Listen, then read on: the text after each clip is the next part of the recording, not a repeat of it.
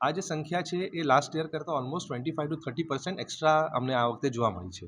એવું જ અગર હું વાત કરું માંજલપુર સ્પોર્ટ્સ કોમ્પ્લેક્સની, તો માંજલપુર સ્પોર્ટ્સ કોમ્પ્લેક્સમાં ફૂટબોલ ચાલે છે, હોકી ચાલે છે, એથ્લેટિક્સ ચાલે છે, રાઇફલ શૂટિંગ ચાલે છે, લોન ટેનિસ ચાલે છે. જો આપણે વાત કરીએ એથ્લેટિક્સની તો ઓલમોસ્ટ 100 છોકરાઓ એવરી ડે આવીને એથ્લેટિક્સ રમ્યા છે. ફૂટબોલની વાત કરીએ તો ઓલમોસ્ટ 100 લોકો આવીને ફૂટબોલ રમ્યા છે.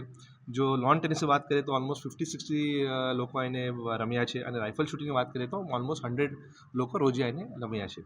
વેલ એના વ્યતિરિક્ત જે અમે ઇવેન્ટ્સ કર્યા છે એ તમે હમણાં જોઈ શકો છો. હમણાં ફૂટસાલનો ઇવેન્ટ ચાલે છે જે એક ડિસ્ટ્રિક્ટ લેવલ એ છે.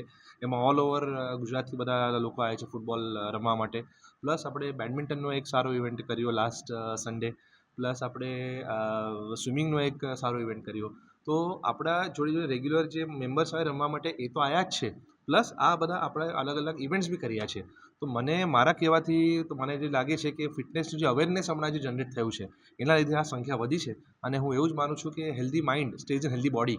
જો તમારી બોડી હેલ્ધી હોય તો તમારે માઇન્ડ બી તમારું ફ્રેશ રહે અને તમે કંઈ બી લેવલ કંઈ બી તમારા ક્ષેત્રમાં તમે એક્સેલ કરી શકો છો.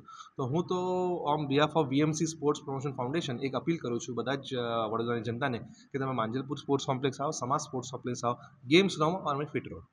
આ વખતે ઉનાળામાં જે વેકેશન્સ તમે કહો કે જે ફિટનેસ અવેરનેસ જે છે એના લીધે સંખ્યા ખૂબ જ વધારે અમારે જોવા મળી છે.